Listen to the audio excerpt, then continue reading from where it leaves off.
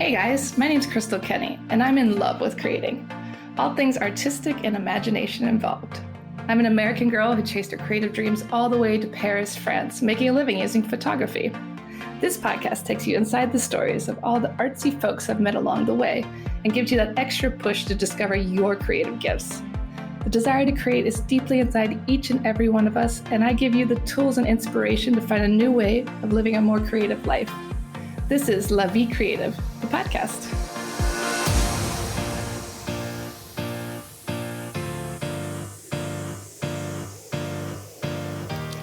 Today on the show, I interview Jane Bertch of La Cuisine Paris.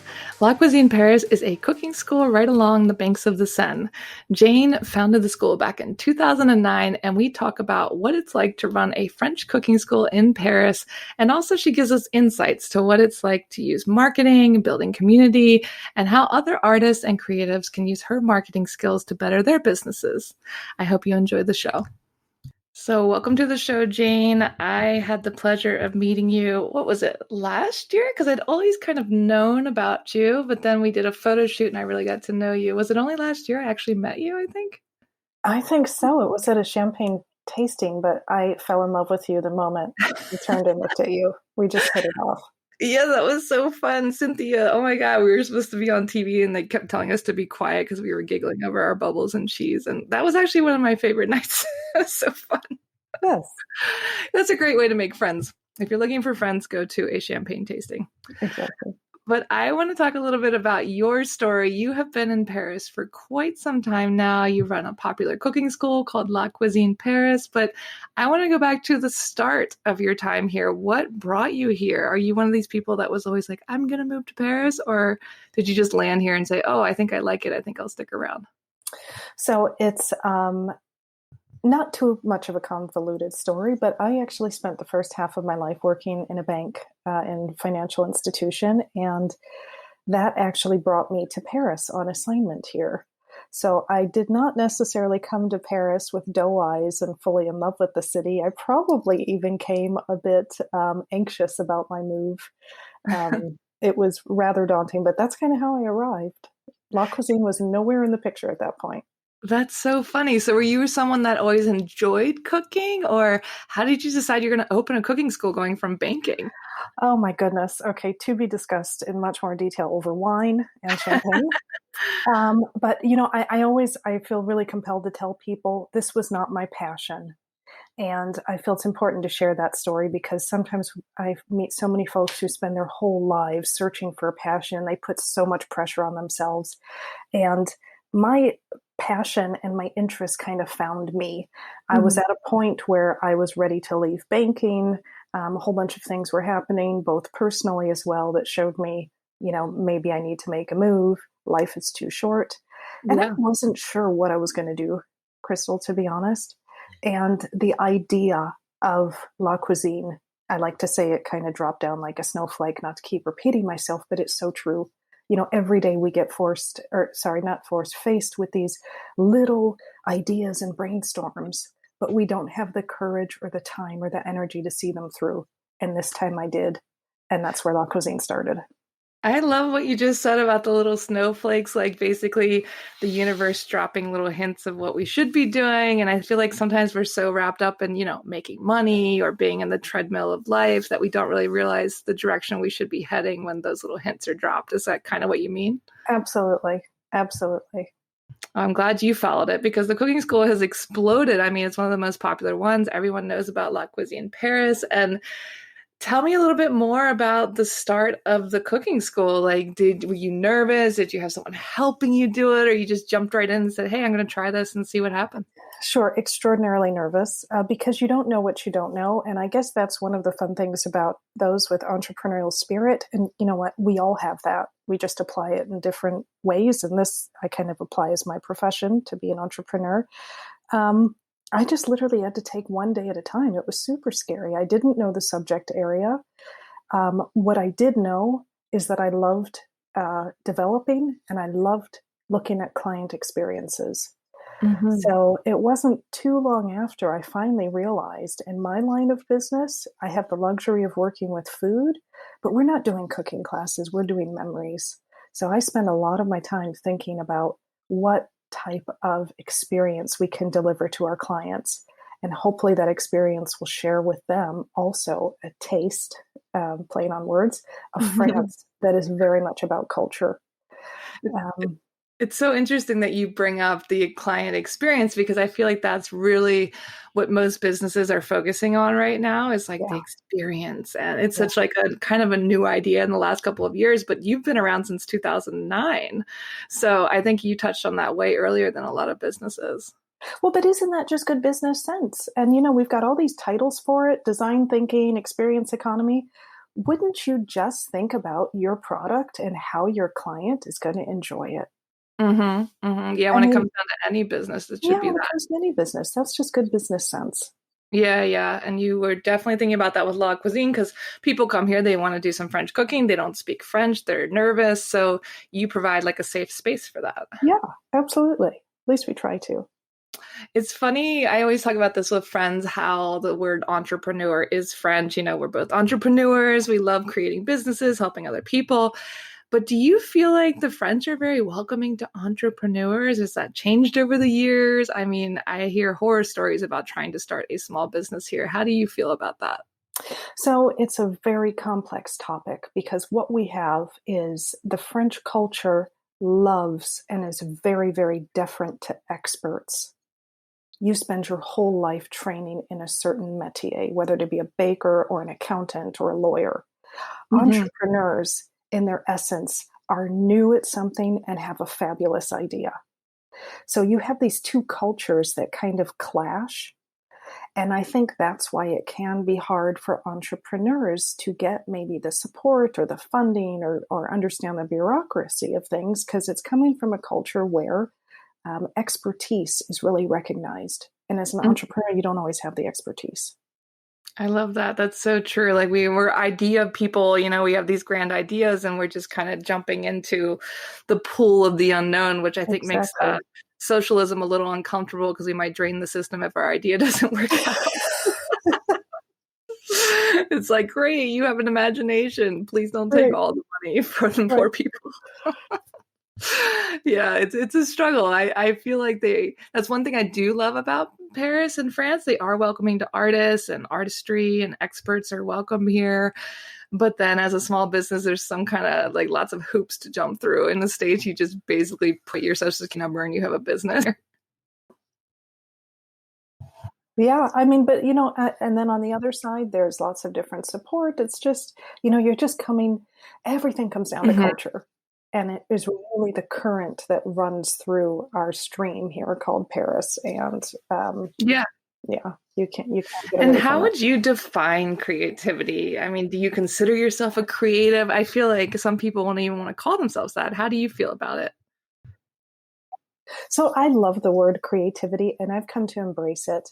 And again, like I think anybody can cook, I think anybody can be creative. And sometimes we like to put these labels that make others feel exclusive of rather than Mhm. included. And I hear so many people saying I'm not creative. And to me, creativity is just the ability to take inspiration and turn it into an And idea. And that can be, how am I going to get to work tomorrow? As small as that. We're all creative. I do certainly like to consider myself a creative person. I'm not an artist, but I can certainly still, have my creative yeah, I juices definitely flowing. agree with that. I couldn't agree more. And what do you feel the role of creativity is in society today? Like, what is the role of the artist? Why is creativity important? Like, how do you feel about that? I think it's so important, especially after this year that we've lived. Being able to have a safe space to try new ideas, to kind of refuel your well that's been drained really dry this year is so important. And if we didn't have these outlets that help us do that, the arts, theater, all sorts of things, I think that would be a real shame. I think it's really, especially in France, the French love their arts. And they have such a breadth of knowledge about the arts, much more than I could even hold a candle to. And I just think that's absolutely I completely extraordinary. agree. I mean, I think that's one of the main reasons like artists are attracted to the city. And you mentioned about, how the pandemic and COVID has kind of drained all of us. Is there anything that you have changed or tried because of the pandemic? Like, have you like changed the way you do things? I know you guys are doing online cooking classes now. Has the pandemic led you to try some new things? So I guess let me do it in two chunks. Business, it led us to try some new ideas, but we always still maintained our core focus, which is building our Hmm. community. And in a year when you don't have much activity, we still focused very hard on sharing what's happening in Paris and giving people something pleasant to look at. So community building was always a core. And in that, yes, we did video classes and online classes and all sorts of Hmm. things. Yeah. If I look at myself personally, I think two things were really important during this period for me. Reading. I had time to read, and I really got into. I'm probably by myself funding the self-help book industry. I love self-help books because they're always, some of them are just fun reads. Some of them have this just a different way to help you think about something. So I really got into reading much more than I usually did. And then I took a lot of my free time and I tried to help working with others that wanted to Hmm. start a business. And that's been the most rewarding thing I've done Yeah, in it sounds like years. you find a lot of joy in helping others like bring their kind of businesses to life. Like that's like your passion in a lot of ways. Absolutely. And you know what? It's so selfish because I get so much Yeah. out of it. I get, the friends that I'm working with or colleagues that I'm working with, I'm likely to call them at 4 in the morning or text them because I had a great idea that they should look into. And, it's so wonderful to be a part of a birth Hmm. of something, even if it's not The just baby yours. business. You're like a doula for businesses. I am. I'm a midwife. I love it. It's so funny what you say about self-help book too, because I am like the queen of self-help books. I just, like you said, they're so interesting and it gives you different perspectives. Have you read the one called Help Me? Have you heard of that one? It was really, No, but I will have to get it that on was my really library. I'll have funny to because check it out. it's written Okay. by this British woman and she basically goes through all the different self-help books like The Secret or that crazy life coach guy he fills arenas. I always forget his name, but he's like a big deal. Yeah, that guy. Tony So Robertson. she does all Yeah. these different self-help courses. She goes to his thing because she's just like so down and out that she's willing to try anything to feel better. And it's really funny to watch her go through each thing like Tony Robbins or try to secret it and how some of the help is kind of contradictory. And I definitely recommend it. Help me. Okay. We'll definitely check it out. Sounds like Yeah, it's up yeah, my alley. exactly. And as somebody who's constantly helping people grow businesses and make money and bring their ideas to fruition, do you have any marketing advice for creatives? I think as artists, a lot of times we struggle on the marketing side of how to actually make money. We just want to make our art. We just want to create things. We don't really want to worry about, pricing and all that. So, what would you say? Like, what's been some of the best things that have helped your businesses over the years? Um, Now that's a tricky question because I know that there are um, some businesses that are, entirely noble in their affairs and what they produce. We're a commercial business. I have staff to pay, I have rent to pay, and I have products to sell. But I think one thing that crosses over all of us is community.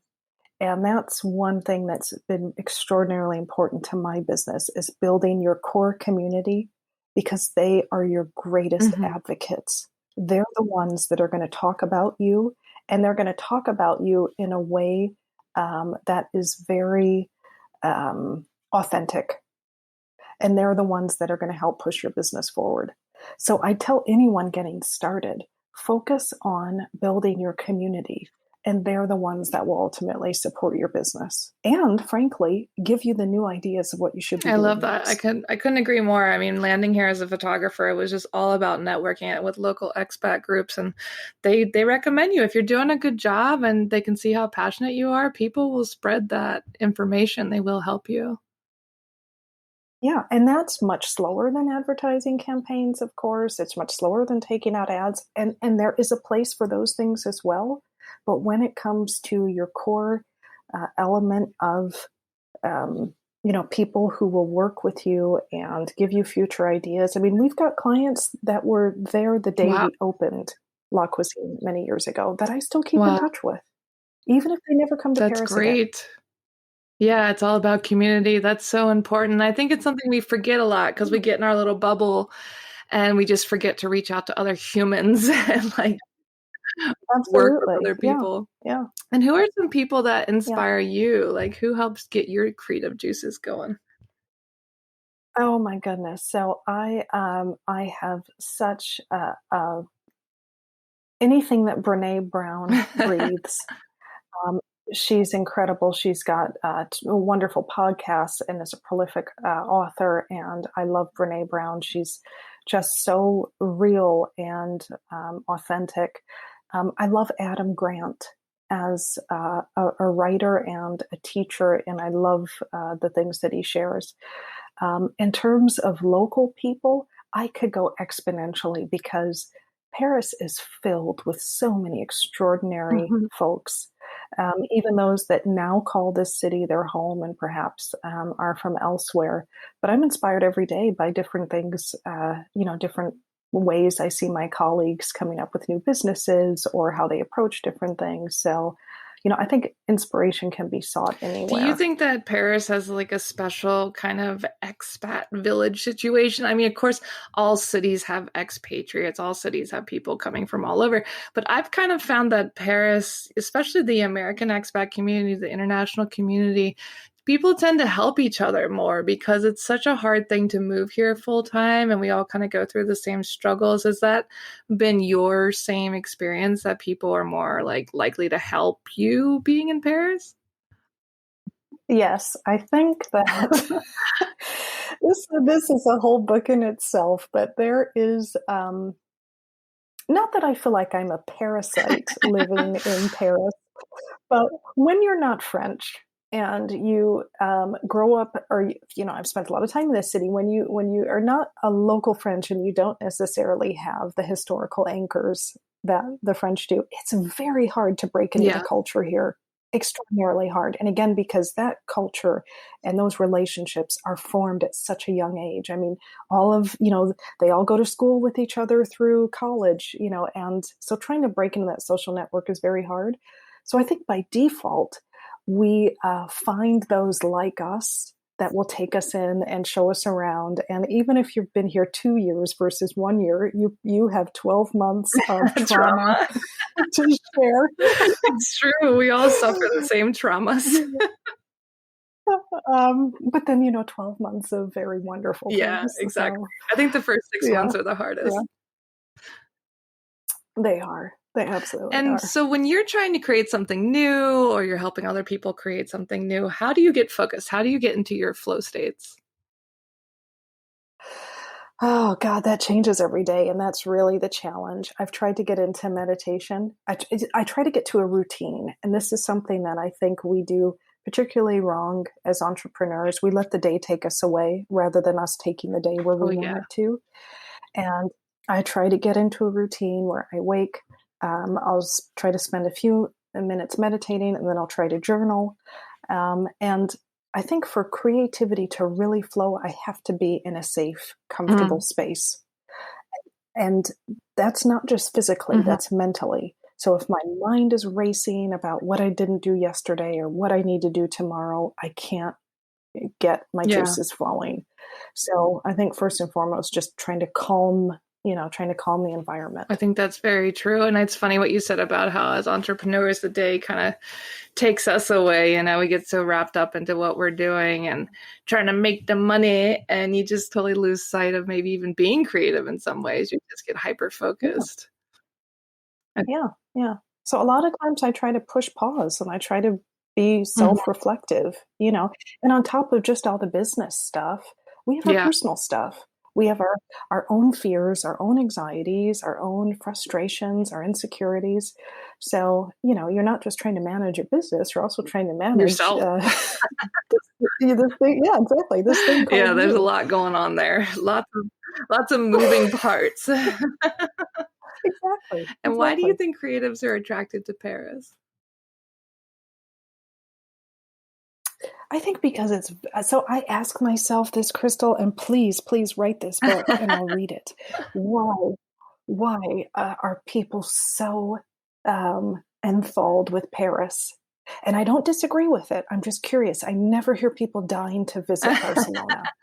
I don't see people with like, I mean, there there's a different focus on Paris that I'd love to understand. Where did that come from? What's the history of it? Was it always Yeah. like that? Yeah, no, it's funny because I ask all Um, my guests this question.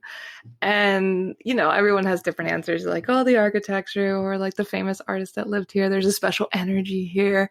But I think that creativity at its core is, finding solutions. And Paris is full of challenges. So if you're a yes, creative yes. person, you're gonna be facing a lot of challenges, which you might enjoy finding solutions for here. Yeah, and I find it's very Yeah. stimulating. You have some of the oldest city buildings and streets and bridges, and then next to it you'll have a glass pyramid, or you have yeah. I mean, there's a dichotomy that makes this city fascinating, and it is visually attractive. That's Yeah, for I sure. still believe that there's some kind of energy too. Like, I didn't really get into all this Yeah, energy stuff until my 30s, where I'm like, that's a bunch of hoodoo voodoo stuff. But the more you think about it, there's a lot of people who did amazing things here, created here. But at the same token, you can remember all the terrible things that happened here, like the revolution and the plague and war. So it's yeah, funny that this kind of creative energy takes over for many of us when there was also a lot of pain and suffering in this city. yeah, absolutely. And maybe it's self-fulfilling, people come here because they feel that they can be inspired and then they create and that inspires somebody else to come here because they see that somebody else has been Yeah. inspired. So, A little yeah. wheel, a circle of creativity. And so many famous artists have been here and been inspired, especially by Paris and the south of France. So it's no surprise that many artists want to follow in those footsteps. And what Exactly. advice do you have for people who feel like they're not creative, they're not good at anything? Like, what would you say to those people to help them find their creative gifts? So first I would say, yeah, you are creative. Everyone is creative and we just manifest that in different ways. Um, and I would say the best way I have found to do that, and I say it passionately because I did enjoy it this past year, and I'm going to continue to explore it. Help someone else that's in the creative Mm-hmm. process. Never say no when you're asked Yeah. to help. Um, Say yes, and then figure it out later how Yeah. you're going to do it. Because being involved in someone else's creative process is so rich for you as much as it is So for them. true. It's just like all the energy combined and you're bringing new ideas Yes, and yeah, yes, I yes. love that. And it's a privilege. It's a privilege and it's a great gift that they give you asking you to Mhm. help them. So don't Yeah, refuse no, I it. completely agree. That's so fascinating. And what has been some of the surprising things for you running a business in France? Was there anything that you didn't expect? I mean, you've been doing this a long time now. Like, what kind of threw you the most? I guess what threw me the most is, you have kind of what your core business operations are, and you're very respectful when you're in a country that's not yours and you're operating a business. And for me in particular, I'm dealing with a subject very close to the French and their Mhm. hearts, which is food. Yeah. And so I'm very respectful and I make sure the right people are delivering our experiences for us, but never underestimate the culture of the city or the business that Yeah. you're working in. Culture is everything. It's how you do business, it's how you speak, it's what you Hmm. don't say. And that will make or break you if you don't take time to smell out the environment and really understand how to operate in it. that can be hard. And I think that was a very big learning Yeah. lesson for Yeah. me. Learning curve in the beginning of everything. Absolutely. Absolutely. Just how things Mhm. get done here is Yeah. Yeah. very You different. can't just like bring that American business culture over. You kind of have to adapt Absolutely not. and change. Right. Yeah. Right. And what are some funny stories? I mean, you've been cooking for so long. Have you had anything crazy happen during a class? So, I've got lots of stories. I think maybe we'll publish those the day after I decide to retire. Um, but I do, I'll just say that we do a lot of private events with families. And somehow, even in your own personal home, everybody ends up in the kitchen. And I have always found that the kitchen is a safe space. It's also a very emotional space for some reason. Maybe it's the knife, working with knives. I don't know. But we have had a few very buoyant Oh family no. feuds. Yes, um, that have and all have finished well, but erupted in all sorts of emotions and crying and then next thing you know, the chef is pulled in and they're all hugging and sobbing together, and then it's over, and it's just things you don't necessarily anticipate, but hell, So we're you're there for it basically a all. therapist and a teacher, a cooking teacher. Hey, when a family has been traveling together for weeks, that Yeah. happens.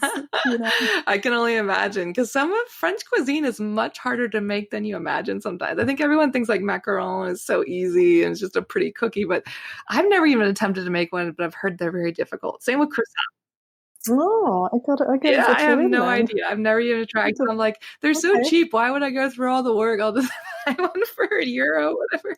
okay, But yeah, I can imagine there's been some interesting situations because, vacation can be difficult sometimes. yeah, absolutely. And it's a very, vacations are very emotive because they're very special, and people are creating Mhm. memories, and and they put so much pressure on themselves for that to Yes. all go right. So already they come over tense because they want it to be perfect. And then food is very emotive. It Mhm. always has been. Food is an exercise in Yeah. memories. It's you smell something that makes you think about your grandmother's pie, or you taste something that you is familiar to you because you tasted it when you were in Istanbul, and it brings back that so all the travel and food, it can be very emotive, I That's find. interesting. I really like that. I never really thought about like the kitchen as being an emotional place or, all the time travel we do with food. Do you have a favorite French food? Oh goodness, I tend to like everything, I must say. I'm not a Yeah. food snob. Everything has its place for me. I love snackies and I love gourmet meals. There's not much I don't like, I Crystal, mean, to be it's good honest. reason. You run a cooking school. I hope you like to Yeah, eat. I wouldn't exactly. trust you very much if you didn't like food and you were running a cooking school. I'm like, who is this I woman? know, I know. You think you're a lifer here? You think you'll always be in Paris? Oh my goodness, that's tough because I am a Chicagoan. Mind you, I left Chicago a long time ago. I've spent most of my life Yeah. in Europe now that I have the years. But I do have a fantasy about something that would allow me to spend time in Hmm. Chicago as Hmm. well. Yeah, it'd be nice to split your time. Yeah, And are there yeah. any You are know, there any future projects you're excited about? so, we right now just want to stabilize. We just want to get ourselves organized at La Cuisine, kind of get back into the rhythm. And then now, I guess the silver lining to COVID is that we see we can connect with people all Hmm. over the world. And there are years when people can't travel for financial reasons, for personal reasons. And now we have a vehicle to keep them engaged Hmm. with us. So that will certainly be a project to see kind of how and if we use those tools. Um, Personally, I've really enjoyed mentoring and working with small businesses or medium sized businesses on helping them do their business planning and developing. So I'm going to continue to explore that because that gives me great ideas. Yeah, it's kind of, I always do this when I'm doing photo shoots at the Eiffel Tower. I'm at the Eiffel Tower every day and it's like, oh, there's the Eiffel Tower. But then you see people seeing it for the first time. You see the excitement. You see all those things that you first had when you started your business or the first time you came to Paris. So I think like helping these other businesses is kind of like that for us, like for you kind of re-experience all the excitement of a new business. And the scary thing, or the scary things of it. And at least I can tell them, you know what, 12 years later, it's still scary. So there's, you're still going to have things that you don't know. You don't know what you don't know, but that should never stop you. You just have to move forward. I think that with the internet, now more than ever, people should be able to do whatever they want because the information is there. You can self-teach anything, it's all free online, and there's so much great material. I mean, it's just changed so many lives, and in a lot of ways, I think made us braver to try because we can read about it and figure it out. Yeah, absolutely. It's great. And where can people connect with you online? So you can always find us on Instagram. And the handle is just La Cuisine Paris all together. You can find us on Facebook, same handle. You can visit our website. We're everywhere. And if you want to connect with me personally, you can catch me on LinkedIn. I don't really have a personal social media profile. You're too busy managing all the cooking school stuff. LinkedIn. Talk to Jane. Well, I love it. Well, thank you so much for coming on. And I can't wait till we can have a glass of bubbles again, eat some more cheese. And I can't wait to learn more about what you're going to do. Thank you so much, Jane. I know. Thank you, Crystal. I love this. Thanks for having me. Thanks so much for tuning in to La Vie Creative. You can find more information on MissParisPhoto.com. And if you enjoyed this show, please feel free to share and spread the word for all my creative guests. We have the power to help them to keep doing what they love. See you next time.